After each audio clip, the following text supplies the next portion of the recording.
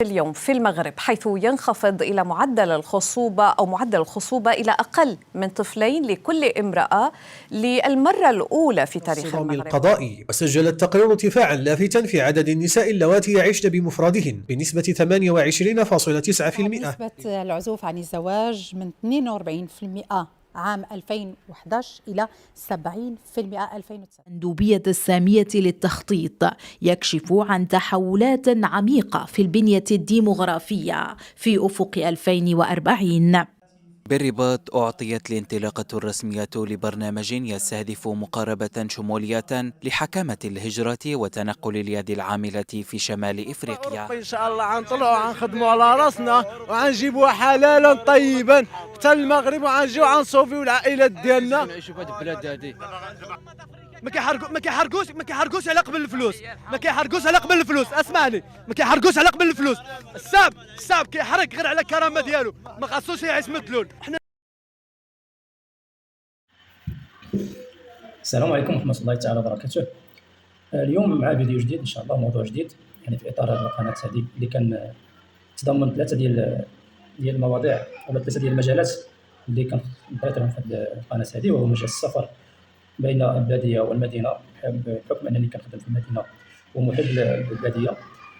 بالنسبه للمجال التالي اللي كندرسوه وكنناقشوه جميعا هنا في القناه ان شاء الله، هو موضوع ديال القضايا المغربيه، سواء كانت قضايا اجتماعيه او قضايا اقتصاديه او قضايا ثقافيه، المهم قضايا تهم المجتمع بصفه عامه والمجتمع المغربي وفي محيطه يعني العالمي وفي ظروفه يعني اقتصاديه واجتماعيه بصفه عامه.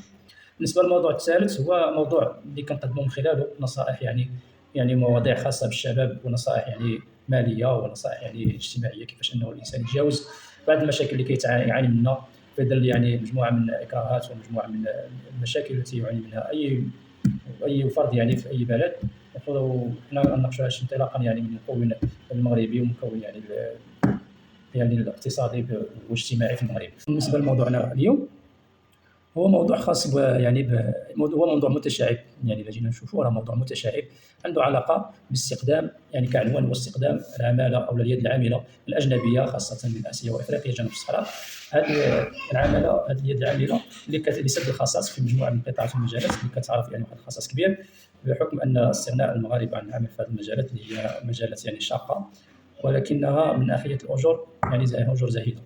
كقطاع الفلاحه، قطاع يعني البناء، بناء اللوجستيك، وقطاع يعني الخدمات في الشركات يعني كشركه الكابلاج التي تعرف خصاص كبير نتج عنه استخدام يد عامله على ما هو رائج يعني في مواقع التواصل الاجتماعي، اليد العامله البنغاليه بنغلاديش. يعني كسؤال نقدر نحطوه هو: هل تعلم ان الاف المغاربه يغادرون كل سنه نحو اوروبا وامريكا بحثا عن فرص افضل، بينما بدات بعض القطاعات داخل المغرب تعتمد بشكل متزايد على اليد العامله القادمه من افريقيا واسيا؟ هل نحن امام ازمه مؤقته في سوق الشغل، ام ان المغرب يدخل مرحله جديده عنوانها الشيخوخه وقله الانجاب والعزوف عن الزواج؟ في هذا الفيديو سنناقش حقائق وارقام واسئله تم مستقبل المغرب خلال السنوات القادمه. اما بالنسبه لمساله يعني كخبر رسمي ما صدرش يعني من الحكومه المغربيه باستخدام يعني العامله من بنغلاديش ليست الخصاص فيما يعرفه الخصاص في شركات الكابلاج، وانما هو كان عرض يعني في اطار استقبال يعني رئيس بنغلاديش بنغالي للسفيره المغربيه، كان عرض يعني واقتراح يعني. بالنسبه للاحصائيات نقدروا نهضروا اليوم في هذا الموضوع هذايا، واللي هو كما قلنا موضوع متشعب عنده علاقه بمجموعه من المجالات مساله الانجاب والعزوف عن الزواج، مساله الشيخوخه، ومساله اليد العامله والتشغيل والخصاص يعني في مجموعه من القطاعات اللي كنشاهدوها كقطاع الفلاحه وقطاع البناء واللوجستيك وقطاع يعني والعمل في الشركات كشركات صناعه السيارات والكابلاج كذلك. بالنسبه للاحصائيات نقدروا نبداو بمساله الخصوبه والانجاب، حيث هذا المعدل ديال الخصوبه انخفض ل 1.97 سنه 2024، يقدر يكون منخفض ل 1.6 ولا 67 2026، وهي لاول مره تحت عتبه تعود السكان 2.5 يعني كمعدل طفل لكل امراه. وقبل 10 سنوات كان المعدل بالنسبه للمغرب يقارب 2.5 طفل لكل امراه. ارتفاع الشيخوخه السكانيه، نسبه الشيخوخه أولى نسبة المغاربة فوق 60 سنة ارتفعت من 9.4 سنة 2014 إلى 13.8 سنة 2024. وعدد المسنين وصل إلى حوالي 5 ملايين شخص مقابل 3.2 سنة 2014. يعني في ظرف 10 سنوات ازدادت الشيخوخة تقريبا ب2 مليون نسمة. تراجع نسبة الأطفال. نسبة الأطفال أقل من 15 سنة انخفضت من 28.2% سنة 2014 إلى 26.5 سنة 2024. بالنسبة للإحصائيات الأخرى الخاصة بالهجرة المغاربة، يعني كاين واحد ارتفاع ديال الهجرة واستمرار هجرة المغاربة يعني كل عام. المغرب ما زال يسجل رصيد هجرة سلبي، أي أن عدد المغادرين يفوق عدد الوافدين سنويا. بالنسبة لإسبانيا تبقى من أهم وجهات المهاجرين المغاربة إلى جانب دول أوروبية أخرى وأمريكا الشمالية. بالنسبة للإحصائيات أو في تحليل استخدام اليد العاملة الأجنبية، قطاعات مثل الفلاحة بدأت تعتمد بشكل متزايد على عمال من دول إفريقيا جنوب الصحراء لسد الخصاص ناتجا عن انتقال العمال المغاربة إلى المدن أو هجرتهم إلى الخارج. منذ سنة 2000 يعني فقد القطاع الفلاحي حوالي 1.7 مليون منصب شغل بسبب التحولات الاقتصادية والجفاف والهجرة الداخلية. بالنسبة لإحصائيات البطالة والمفارقة، رغم الحديث عن الخصاص في بعض المهن، بلغ معدل البطالة حوالي 13.3 سنة 2024 مع بطالة مرتفعة وسط الشباب. يعني كيكون هنا واحد المفارقة والتناقض، يعني كيفاش أن هناك خصاص يعني في مجموعة من القطاعات اليد العاملة، في حين أن البطالة يعني مازال ترتفع سنة بعد سنة في آنف ارتفاع. المغرب يعني يعيش واحد المفارقة غير مسبوقة وآسية لسد الخصاص، وبين قلة الإنجاب وارتفاع الشيخوخة يمكن أن نطرح واحد السؤال، يعني من سيشتغل ويبني المغرب بعد 20 سنة؟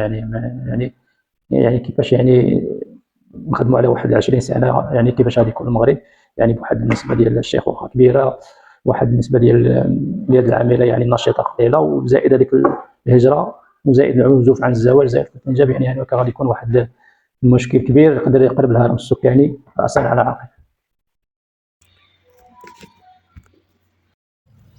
واحد المسألة بغيت نطرق لها، وهي أنه يتم جلب العمالة من الخارج، من بنغلاديش، من الهند، من أفريقيا جنوب الصحراء لسد الخصاص ديال اليد العاملة في المغرب. العلم أن المغرب مع قلة الولادات والعزوف عن الزواج في طريقه إلى الشيخوخة، أكبر هذا المشكل ديال الشيخوخة وقلة الإنجاب، كاين مشكل اللي نقدروا نهضروا عليه، هو أن المغربي ولا كيهاجر البلاد باش يمشي يخدم في بلدان ديال الناس، في إسبانيا، في أوروبا، في أمريكان، في أي بلاصة كيمشي يخدم، لأنه كيحس بأن الكرامة ديالو مقارنة بالأجور اللي كيتخلص في السميك اللي حاليا السميك في السيكتور بريفي اللي واصل 3000 درهم، 3140 درهم، 3200 درهم، دايرين انه في انتظار انه يوصل 3500 درهم وحتى ل 4000 درهم، يعني في افق واش 2027 ولا 2028. المسألة أن التصالير هدايا بالنسبة لواحد متزوج وعنده مسؤولية ديال الزوجة والأولاد بكل تفرعاتها، من الكراء، التطبيب، الأكل، الماء والضوء، كذلك بالنسبة للمعيشة هي غلات. لا يعقل أنكم تحطوا واحد المواطن في الضغط اللي هو ضغط رهيب وخطير بين مطرقة غلاء المعيشة وسندان يعني الأجر الهزيل اللي كياخذوا. لا يعقل أن المعيشة في المغرب واحد التضخم اللي فات كل القياسات والتوقعات أنه يبقى واحد الأجر اللي هو كيشدو لا يكفي حتى الأقل المتطلبات في الحياة، ما ذلك أنه يقدر يوفر منه، ولا يقدر مثلا يجي العيد كبير ولا شي طارئ في الحياة أنه يوفر باش يصرف ولا باش يسافر ولا باش يقري ولادو مثلا لأحسن قراية. ولا هادشي هذا راه خطير جدا الصراحة. حنا ماشي ضد جلب العمالة من الخارج، ولكن بما أن المواطن كيحس بأنه فقد الكرامة ديالو، راه ما جا واحد الوقت وفي كل المواسم ما غاديش يلقى أنه داك الفلاح ولا داك التاجر ولا داك اللي في المرسى ولا في شي شركة أنه يلقى المغربي اللي يخدم.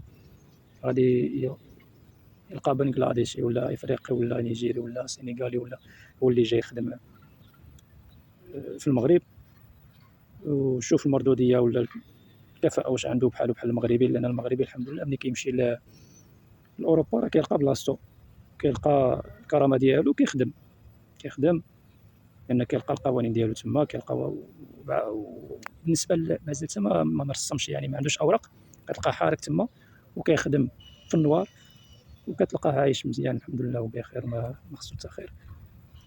هادشي عاد منين غيصايب الوراق غادي يلقى الامور موفره مزيان، كتلقى عنده تطبيق، كتلقى عنده الرعايه الاجتماعيه، كتلقى عنده الدعم، كتلقى عنده لاسينيسيس ديالو، الاجر ديالو محترم. هذا بالاضافه ان المعيشه في بعض الدول خصوصا في اوروبا، في اسبانيا، مازال عندهم المواد الاستهلاكيه في المتناول ديال الجميع، مازال عندهم الدعم حتى هما، مازال عندهم، يعني حنا بالنسبه لنا هذه السياسه ديال عدم تسقيف الاسعار وتحرير الاسعار والانفتاح على التجاره الحره، وبالنسبه لكل واحد يبيع باش بغا، ما كاينش مراقبه، ما كاينش واحد حمايه المستهلك اللي هي 100%. هذا راه واقع ما غاديش نخبيوه. ماشي مساله انه الدوله ما كتقومش بالواجب ديالها، ولكن كاين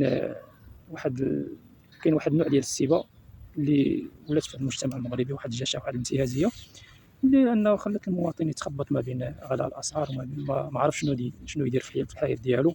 وهذا الشيء كينعكس على المجتمع وعلى الاقتصاد ديال البلاد بالسلبيه، لان ما يمكنش انك تكون عندك واحد الاقتصاد قوي بلا مواطن ديالك، بلا ما يكون المجتمع يعني حس بواحد الامان وواحد الكرامه ديالو الاجتماعيه.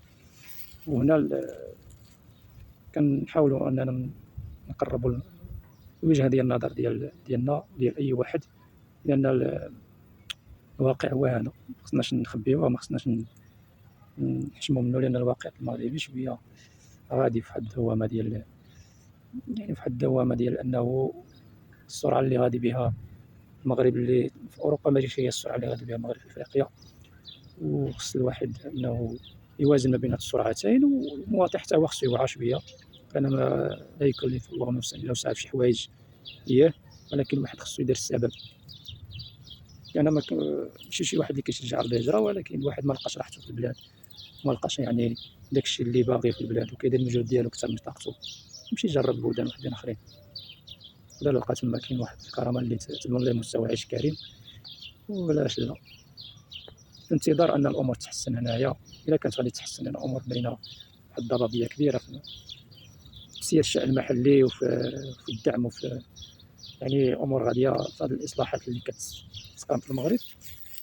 صراحه راه اصلاحات خص فيها اعاده النظر، بزاف ديال الامور خص فيها اعاده النظر، وخص يعني واحد التوازن ما بين القدره الشرائيه وما بين التضخم ديال الاسعار، ما بين الاجور اللي كيخدم المواطن.